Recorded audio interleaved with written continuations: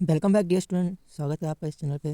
Students, आज हम पढ़ने वाले हैं क्लास 12 बिजनेस स्टडी का चैप्टर छठा, जो कि स्टाफिंग है। ठीक है, तो पढ़ते हैं स्टाफिंग क्या होता है, स्टाफिंग की मीनिंग क्या होती है, इसकी इंपॉर्टेंस क्या होती है, ठीक है, फीचर क्या होते हैं, क्यों हम स्टाफिंग करते हैं, स्टाफिंग के अंदर क्या क्या आता है, ये सारी चीज़ें हम इस चैप्टर के अंदर पढ़ने वाले हैं। ठीक है, तो स्टार्ट करते हैं उसकी मीनिंग से कि भाई स्टाफिंग की मीनिंग क्या होती है। एक बार ये वाली मीनिंग पढ़ लेते हैं, फिर मैं आपको बताऊँगा हिंदी में अपनी भाषा में तो स्टाफिंग होता है क्या। तो staffing has been described as the managerial function of filling and keeping fill the position in the organization structure. Staffing is process of recruiting right people for the right job.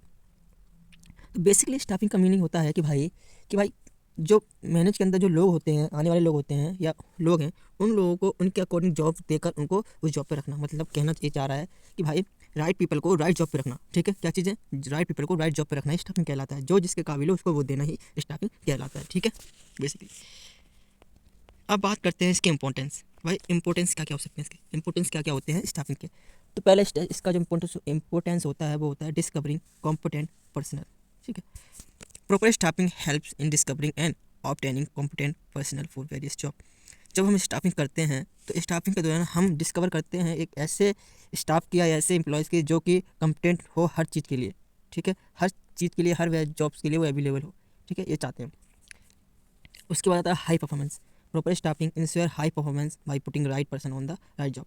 जब हम staffing करते हैं तो staffing के दौरान हम जब high performance job पे हाई परफॉर्मेंस पीपल को रखते हैं तो उस टाइम हमें हायर परफॉर्मेंस मिलती है। ठीक, उसके बाद आता है आपका कंटिन्यू ग्रोथ ऑफ एंटरप्राइजेस। ठीक है, तो हेल्प करता है स्टाफिंग कि भाई एंटरप्राइज को ग्रोथ करने में। कैसे, अगर हम स्टाफिंग के दौरान अच्छे से अच्छा स्टाफ रखेंगे तो वो हो सकता है स्टाफ हमारे लिए फ्यूचर ग्रोथ के लिए बहुत अच्छा हो सकता है। ठीक है, उसके बाद आता है fourth, optimum utilisation of human resources.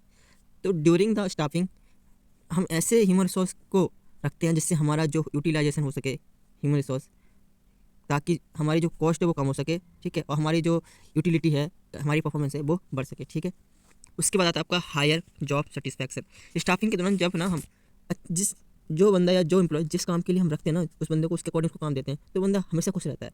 ठीक है, क्योंकि उसको पता है भाई मैं ये काम कर सकता हूँ, मैं ये काम करूँगा, अच्छे से करूँगा, तो वहाँ पे क्या होता है, उसे हायर जॉब सेटिस्फैक्शन मिलती है। तो ये बहुत ज़्यादा इंपॉर्टेंट है एज अ कॉन्सेप्ट स्टाफिंग। ठीक है, बहुत ज़्यादा इंपॉर्टेंट है। अब बात करते हैं staffing as a part of human resources of management. तो स्टाफिंग जो है क्या है, एक ह्यूमन रिसोर्स मैनेजमेंट का पार्ट है। क्या है, एचआरएम का पार्ट है। कौन, स्टाफिंग। ठीक है, कैसे, staffing function deals with human elements, this place an important role in success of an organisation. तो स्टाफिंग के अंदर क्या करते हैं, स्टाफिंग फंक्शन के अंदर क्या करते हैं, ह्यूमन एलिमेंट पे डील करते हैं। हम ज़्यादा से ज़्यादा ह्यूमन पे काम करते हैं, हम ह्यूमन मैनेजमेंट चाहते हैं, हम ज़्यादा से ज़्यादा अपनी कंपनी के अंदर एम्प्लॉयज़ चाहते हैं। ठीक है, क्योंकि ये हमारे लिए बहुत ज़्यादा काम करके देंगे। हम अगर मशीन पे या टेक्नोलॉजी पे निर्भर नहीं रह सकते। वो अच्छी बात है, टेक्नोलॉजी पे यूज़ करना चाहिए, लेकिन हम उस पर निर्भर नहीं रह सकते, कि हमें ज़्यादा से ज़्यादा क्या चाहिए, ह्यूमन रिसोर्स चाहिए। ठीक है, क्यों, क्योंकि हमारी ऑर्गेनाइजेशन की सक्सेस के लिए बहुत ज़्यादा इंपॉर्टेंट होती है। ठीक है, as an organisation grow the number of people employees increases and a separate department called the human resource department is found which consist of specialist and experts in dealing with people. तो organisation के अंदर हम हमेशा employees को बढ़ाना चाहते हैं ताकि हम डिपार्टमेंट क्रिएट कर सकें, जिससे हमारी जो ऑर्गेनाइजेशन है वो बढ़ सके। ठीक है, ये आपका स्टाफिंग ऑफ मैनेजमेंट है, सॉरी हाँ, स्टाफ ह्यूमन रिसोर्स मैनेजमेंट। अब बात करते हैं प्रोसेस, जो कि बहुत ज़्यादा इंपॉर्टेंट है एज अ स्टाफिंग। ठीक है, तो हमें पढ़ना है अब स्टाफिंग का प्रोसेस। तो पहला होता है आपका एस्टिमेटिंग मैन पावर रिक्वायरमेंट, फिर उसके बाद रिक्रूटमेंट, फिर सिलेक्शन आता है, फिर प्लेसमेंट एंड ओरिएंटेशन आता है, फिर training and deployment, performance appraisal and last में आता है प्रमोशन एंड करियर प्लानिंग। ठीक है, तो चलिए बात करते हैं पहला, estimating man power requirement. Estimating man power requirement का मतलब क्या होता है, चलिए पढ़ते पहले meaning. Drafting work force requirement in an organisation, defining the job related activities and requiring personnels with the specific set of skills, knowledge, qualification and experience. तो estimating man power requirement मतलब होता है कि भाई ऑर्गेनाइजेशन के अंदर हम ये अनुमान लगाते हैं या क्लियर करते हैं कि भाई हमें कितने वर्कर की ज़रूरत है। ठीक है, एस्टिमेट करते हैं कि हमें कितने मैन पावर की ज़रूरत है हमारी कंपनी के अंदर, हमारी ऑर्गेनाइजेशन के अंदर, जो कि इस स्किल्स, नॉलेज और क्वालिफिकेशन की होना चाहिए, इतनी एक्सपीरियंस होना चाहिए। ठीक है, और कम से कम इस काम को वो कर सकें, हम एस्टिमेट करते हैं। ठीक, क्या करते हैं, एस्टिमेट करते हैं पहला। ठीक है, पहला जो स्टेप है आपका ये है। ठीक है, उसके बाद करते हैं हम रिक्रूटमेंट। ठीक है, recruitment may be defined as a process of searching for prospective employees and stimulating them to apply for jobs in the organisation. Recruitment के अंदर क्या करते हैं, हम एक डिफाइन करते हैं प्रोसेस को, कि उसके अंदर हम क्या होते हैं, एम्प्लॉइज़ को सर्च करते हैं। ठीक, प्रोस्पेक्ट एम्प्लॉइज़ को हम सर्च करते हैं हमारी कंपनी के अंदर और उन्हें ऑफर देते हैं कि आप हमारी कंपनी के अंदर जॉब के लिए अप्लाई करो। ठीक है, एक कंपनी द्वारा एक कंपनी द्वारा किया जाता है। ये इंटरनल भी हो सकता है, एक्सटर्नल भी हो सकता है, ठीक है। मैं आपको बात बताता हूँ, आगे जाकर बताता हूँ इंटरनल एक्सटर्नल सोर्स क्या होता है, ठीक है। दोनों तरीके से किया जा सकता है, ठीक है। उसके बाद आता है सिलेक्शन तीसरा प्रोसेस है आपका, ठीक है। रिक्रूटमेंट के बाद आता है selection.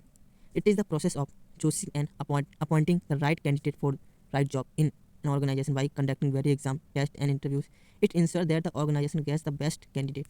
The selection process enhances the self-esteem and prestige of the selected candidate. तो तीसरे जो आपका प्रोसेस होता है, इसके अंदर हम क्या करते हैं कि भाई हम राइट कैंडिडेट को अपॉइंट करते हैं हमारे राइट जॉब के लिए। कैसे? हम उनका टेस्ट ले सकते हैं, टेस्ट लेते हैं, एग्ज़ाम लेते हैं, या इंटरव्यू के द्वारा हम उन्हें सिलेक्ट कर सकते हैं। क्यों? क्योंकि हम उन्हें अपनी कंपनी या ऑर्गेनाइजेशन के अंदर जॉब पर रख सकें, और हम उस टाइम ट्राई करते हैं कि हम सबसे अच्छे कैंडिडेट को सिलेक्ट कर सकें, ठीक है। ठीक है। उसके बाद आता है आपका चौथा स्टेप कौन सा है? प्लेसमेंट एंड ओरिएंटेशन, ठीक है। प्लेसमेंट ओरिएंटेशन करते हैं, उन्हें फिर प्लेसमेंट दी जाती है, यानी उनको जॉब पर रखा जाता है, उनकी जॉब दिखाई जाती है उन्हें। Orientation is thus introducing the selected employees to other employees and familiarise him with the rules, regulations and policy of the organisation. Orientation मतलब होता है कि हम इंट्रोड्यूस करवाते हैं, ठीक है, नए एम्प्लॉयज़ को पुराने एम्प्लॉयज़ से इंट्रोड्यूस करवाते हैं, उन्हें सबसे मिलवाते हैं, फैमिलियर करवाते हैं, उनको रूल्स एंड रेगुलेशन के बारे में बताते हैं, पॉलिसीज़ के बारे में बताते हैं, टाइमिंग, हर चीज़ के बारे में उन्हें बताते हैं, ठीक है, किसके अंदर? ओरिएंटेशन के अंदर। उसके बाद करते हैं placement refers to the employees occupying the position or post for which the person has been selected. और प्लेसमेंट के बाद उनको उनकी जॉब दी जाती है, उनकी जो प्लेसमेंट है, पोस्ट है, उनको वो दी जाती है जिसके लिए उन्होंने ऑफर किया था, जो वो पा चुके हैं, ठीक है। ये चौथा ऑफर होता है। चौथा क्या होता है? स्टेप होता है, ठीक है। उसके बाद होता है पाँचवें स्टेप के अंदर क्या होता है? Training and deployment. उनके बाद उनका ट्रेनिंग और डिप्लॉयमेंट किया जाता है। Systematic training helps increasing the skills and knowledge of employees in doing their job through various method, ठीक है। उन्हें ट्रेनिंग दी जाती है ताकि वो अपनी स्किल्स, नॉलेज को इंक्रीज कर सकें, ठीक है। उसके बाद आता है आपका छठा आपका स्टेप रहेगा परफॉर्मेंस अप्राइजल। परफॉर्मेंस अप्राइजल का मतलब क्या होता है? Performance appraisal means evaluating the employees current and or past performance as against certain predetermined standard. Once an employee had undergone a training, his or her performance evaluated.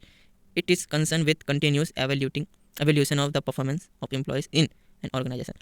Performance appraisal के अंदर क्या होता है कि जो कंपनी का head होता है ना, वो परफॉर्मेंस करता है, सबको बताता है कि तुम कहाँ पे हो, तुम एक्सलेंट काम करते हो, तुम वेरी गुड काम करते हो, अच्छा काम करते हो, फेयर करते हो, तब वो अप्राइजल देता है सबको। आप बताते हैं कि तुम्हारे ऐसे काम हो रहा है, तुम्हें परफॉर्मेंस बढ़ाना चाहिए और नहीं बढ़ाना चाहिए, ठीक है। उसी को परफॉर्मेंस अप्राइजल कहते हैं, ठीक है। उसके बाद आता है आपका सातवां सबसे इम्पोर्टेंट कह सकते हैं step, promotion and career planning, ठीक है। Promotion means being placed in position increase responsibility. Promotion का मतलब होता है कि भाई किसी एम्प्लॉयज़ की पोजीशन इंक्रीज करती है, उसकी रिस्पॉन्सिबिलिटी आती, ठीक है। जब हम किसी की रिस्पॉन्सिबिलिटी बढ़ाते हैं, उसकी परफॉर्मेंस करते हैं, ठीक है, उसकी पोजीशन बढ़ाते हैं, तो साथ साथ उसकी फैसिलिटीज़, उसकी इनकम में बहुत फ़र्क आता है, बहुत ज़्यादा फ़र्क आता है, ठीक है।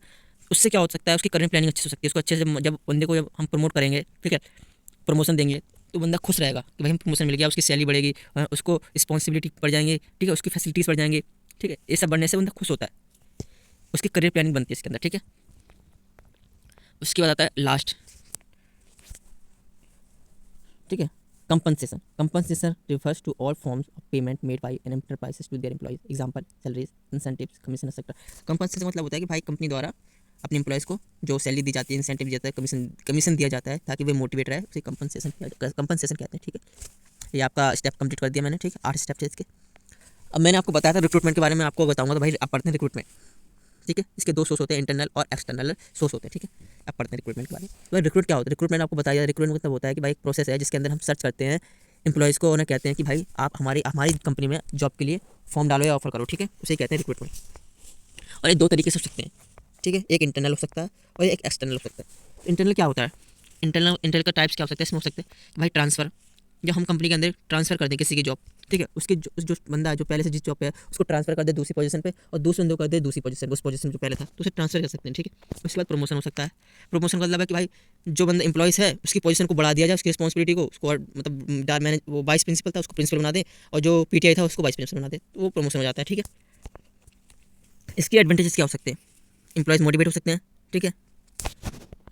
इंटरनल रिक्रूटमेंट ऑल्सो सिंपलीफाई, ये बहुत ईजी है, आसानी से कर सकते हैं, no wastage of time waste नहीं होगा, ठीक है, ना पैसे बर्बाद होंगे, और सब कुछ हो सकते हैं इसमें, एम्प्लॉयज़ खुश रहेंगे, ठीक है। लिमिटेशन क्या हो सकते हैं? अच्छा फ्रेश टैलेंट नहीं आ सकता, ठीक है, फ्रेश टैलेंट नहीं आएगा, हो सकता है कॉम्पिटेंट पार्टी के लिए हम अच्छे एम्प्लॉयज़ ना ढूंढ पाएँ, ठीक है, अच्छे लोग ना आ पाएँ, हो सकता है हमारी ग्रोथ में भी थोड़ी कमी आ सकती है ऑर्गेनाइजेशन के अंदर, तो ये लिमिटेशन है, ठीक है। अब बात करते हैं एक्सटर्नल सोर्स ऑफ रिक्रूटमेंट।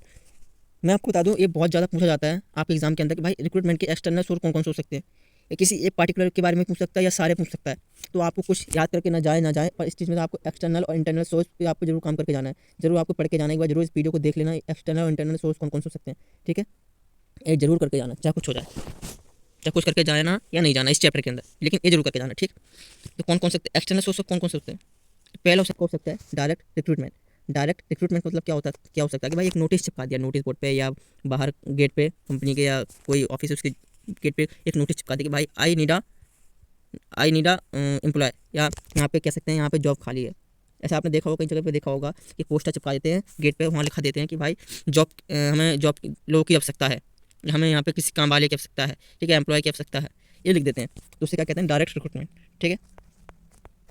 दूसरा होता है कैजुअल कॉलर। कैजुअल कॉलर होता है वो कॉल कर लेते हैं, किसी को कॉल करके पूछते हैं कि भाई क्या आपको जॉब की आवश्यकता है, क्या आप हमारी कंपनी में जॉब करना चाहते हैं, ठीक है, इसे कैजुअल कॉलर कहते हैं। उसके बाद आता है एडवर्टाइजमेंट। वो एडवर्टाइजमेंट छुपाते हैं न्यूज़पेपर के अंदर, ठीक है, या टेलीविजन पे दिखाते हैं, तो उसे क्या कहते हैं एडवर्टाइजमेंट, ठीक है। उसके बाद आता है employment exchange.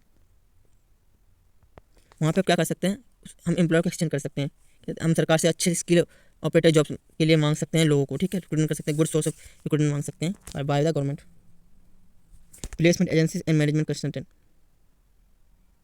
Placement agencies provide a national wide service in matching personal demand and supply. तो हम प्लेसमेंट एंड एजेंसी मैनेजमेंट की आवश्यकता भी ले सकते हैं उसके लिए, ठीक है, कि भाई हमें लोगों की आवश्यकता है, हमें डिमांड चाहिए, आप सप्लाई कर सकते हो क्या, हमें इतने लोग जो चाहिए आप दे सकते हो क्या, तो वहाँ पे हम एजेंसी और मैनेजमेंट कंसल्टेंट की भी आवश्यकता ले सकते हैं। उसके बाद कैंपस कंसल्टेंट। कैंपस कंसल्टेंट मतलब है किसी यूनिवर्सिटी में गए, वहाँ से कुछ लोगों को उन्होंने अपनी कंपनी के लिए हायर कर लिया, ठीक है, उसे कैंपस कंसल्टेंट कहते हैं। उसके बाद लेबर कॉन्ट्रैक्टर। हम लेबर कॉन्ट्रैक्टर के ऊपर रख सकते हैं, हम कॉन्ट्रैक्ट से बताओ लेबर हो सकता है कुछ कॉन्ट्रैक्ट बेसिस पे, ठीक है। एडवर्टाइजिंग ऑन टेलीविजन पे हम एडवर्टाइजमेंट भी कर सकते हैं, ठीक है। वेब पब्लिशिंग, हम वेब पब्लिशिंग भी कर सकते हैं, हम कोई वेबसाइट डाल दें, जैसे आपने सुना होगा job.com है, इंडिया, बहुत सारे अब तो ऐप्स एप्लीकेशन आ गए हैं, तो वहाँ पे भी डाल दिया जाता है भाई हमें लोगों की आवश्यकता है, आप जॉब के लिए यहाँ पे वो कर सकते हो। लास्ट आपका रिकमेंडेशन ऑफ भाई, हम एम्प्लॉय से भी हमारे जो कंपनी के अंदर एम्प्लॉयज़ हैं उनको भी कह सकते हैं भाई हमें कुछ लोग हो सकता है, आपकी जान पहचान में कोई है, फ्रेंड्स में, रिलेटिव्स में, आप उनको लाइए, ठीक है। तो ये आपके 10 एक्सटर्नल सोर्स हैं जो आपको याद करके जाना है, बहुत ज़्यादा मेन है, ठीक है। कुछ समझ में ना आया क्वेश्चन करिए, मैं आपको आंसर दूंगा उसके अंदर, ठीक है। एग्जाम से रिलेटेड आपको टेंशन लेने की, आपको अच्छे से पढ़ना है, ठीक है। आपको वीडियो जरूर देखना है पूरी, और नोट्स बना सकते हो, नोट्स बनाना नहीं तो आप इसे एक दो बार देख लोगे, ठीक है, तो आपको याद हो जाएगा, ठीक। चलिए मिलते हैं अगली वीडियो में।